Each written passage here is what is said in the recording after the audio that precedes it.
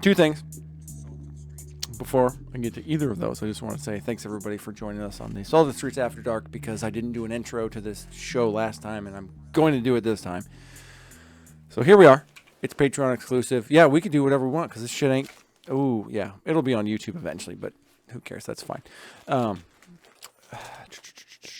was I going to say? Fuck. Say something about beers. You're getting naked all of a sudden. No, I'm just... You're putting your plate carry on. Okay. It's not weird at all. Damn it. I was talking about division. There was something I was going to bring up right before I was like, oh, hey, I got to introduce the show before I start talking. Before I forget. And now I forgot what the fuck I was going to say. Oh, well, whatever. It's fine. I'm sure it'll come to me. So what was the desire to bring the plate carrier today? Because I got the fixed blade, and I told you when I got my fixed blade. So you want to see it? Yeah, that's right. So. Looks good on you. I'm still kind of kicking my ass. I didn't get a black one. Well, I'm trying to get out of the black game now. I'm going for Ranger Green. Yeah, I told you I looked like a cop the last time we were out there. It's not what I'm looking for. You do look like a cop. And especially when the shit hits the fan, you don't want to look like a cop. Fuck no. You're going to be on the wrong team. Yeah. I'm going to be looking for that Adam Oates. What? Adam Katz. Fuck. This is the Adam Katz. This is Adam Katz. That's a Fallout 4. It's a Fallout 4 pin. That's a gang. Oh, fuck 4. Yeah. That's one of the gangs. Yeah. It's the Adam Katz and the Stabby. Oh, you want me to switch cameras? Stabby. So why the fixed blade, first of all? You just want a fixed blade. Fixed blade for one that's not going to break, right? Because I always have pocket knife, but a pocket knife can break. The action on it can fall apart if something happens, right? It's a pretty weak little lever. Yeah. Yeah, it's just, if anything, it could happen. Snap off or whatever if it needs use for something. And so you got a little tiny fucking 16th inch little slot for the lever to hit, or a full tang fixed blade. One is going to be drastically superior. So this one, I did a lot of knife research before I got this one. So this one has a real stout blade. It's real. That's pretty thick. Back, So, it's a real multi-use knife because I'm not in a world where I'm wearing my plate carrier regularly. I'm less likely to use it for combat frequently. I'm more likely to use it for a daily task, chopping things or whatever, and so cutting through a little brush thing. So it's made mostly for stuff like that. It's a big multi-use knife. It's kind of. I was saying I'd bring that like backpacking. That'd be some good shit. Exactly. And so that's Did you ever get a backpack, by the way? But it can be. I never got a backpack. You want one? I got one right now. Take a backpack. All right. Camera. Well, I'll get to you before. But it's also good for if it does need to be used for combat. Then it's right here. It's close. Yep. So you're holding it the right way, which is a good start. Exactly, and that's especially stuff like this. I'm unlikely to be disarmed, but have my arms pinned from me or have something like that. And so the best bet is going to be to try and close distance. And so, yep. It's really funny is, I watch a lot of old movies, obviously, and there's knife fights like there are in movies, semi-action-y. And it's so funny because you could tell there was a day in which all of a sudden everybody realized, like, oh no, the real way people knife fight is when you hold the blade up, underhand. And all of a sudden you watch those old movies and they're all holding it, like a fucking sword. And you're like, obviously this movie was made without anybody knowing how to knife fight. It was like a whole thing. You stab with a knife. Yeah. Like this. Something I've been thinking about, because something in those old movies that they generally don't have in the new movies, is I've been thinking about some form of like heavy duty scarf or something like that, because in the situation you might be in a knife fight, one of the best kind of shields you can have is to take a thick, heavy piece of fabric, you wrap it around your offhand, like thick.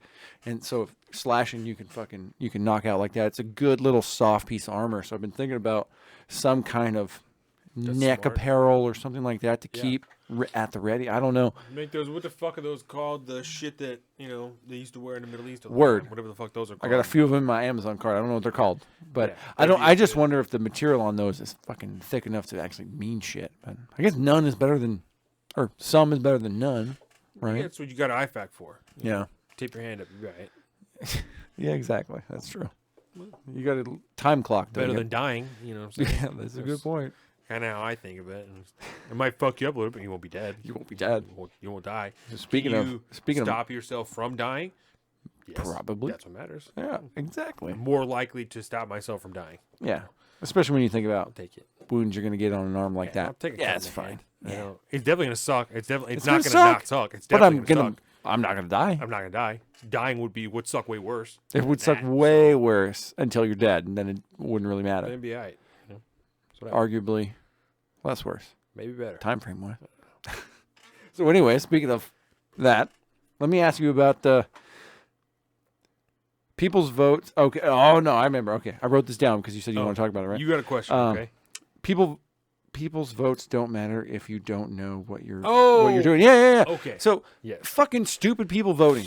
Yes. I hate, and this is something that came up rather recently in my life, but it's the people that are so insistent on going out there and being a part of things, and they're advocates for getting involved, but then when you realize what their version of getting involved is, you go, no, I don't want you to be a part of this. I don't Yeah. want you here. I need you to learn some shit and then go be active.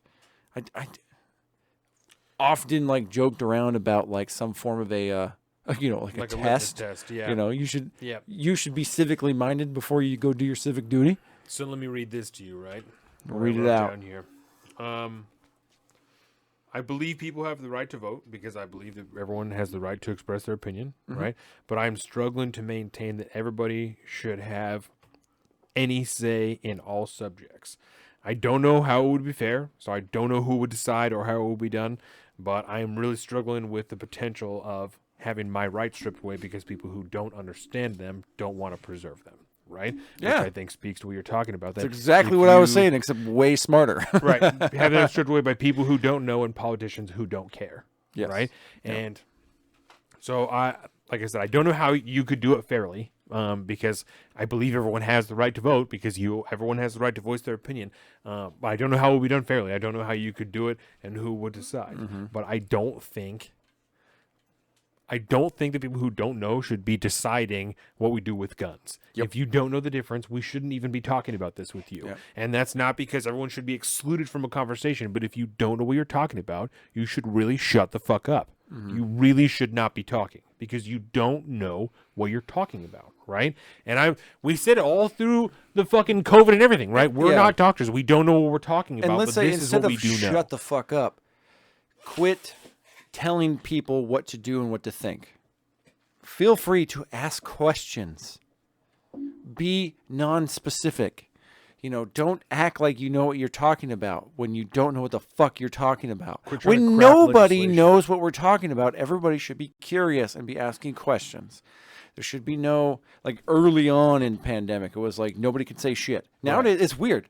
It is super weird because very, very recently it became okay to be able to talk about things that 6 months ago we could not talk about without being banned off of social media. You There was a tweet study something. that came out this week that said people who had previous exposure to COVID, had COVID, had a better chance against Delta than anybody who had got the vaccine. Yep. We said that when I had COVID. Yep. And then And that then wasn't we couldn't okay. get an ad run. Wasn't okay, but now it's okay. We Now tried to it's run an ad fine. after that, and you could not run an ad after you said that. When we postulated that, when we said you probably have better protection Yep. than We anybody said- there yeah. who was fucking vaccinated. I believe that's a salty short too. Probably. Probably.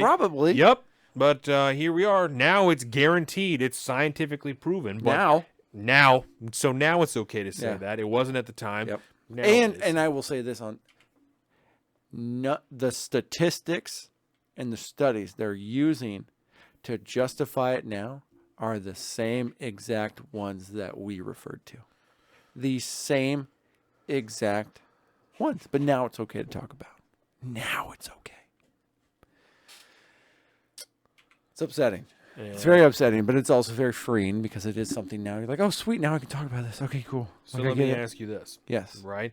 We've talked a lot about the rights, the Bill of Rights, people's rights, and the corresponding responsibilities that go with them. right?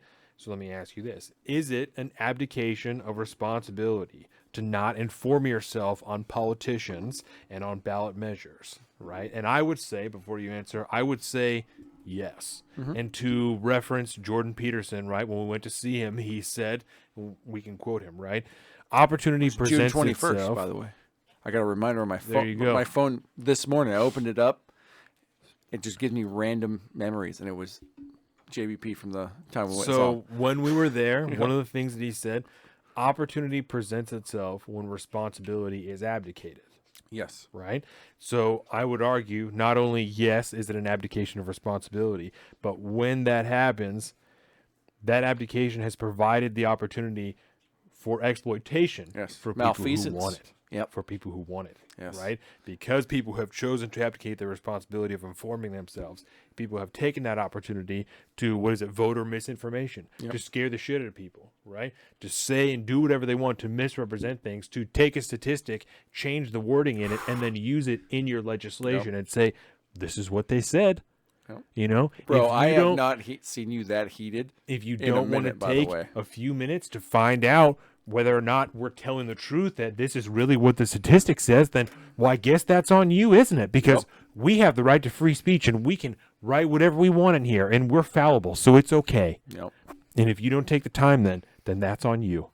You know, that's crazy. That is crazy. That's crazy talk. Welcome to the salt of the streets, coming at you every week with this food for thought. Hope you ready to eat everything.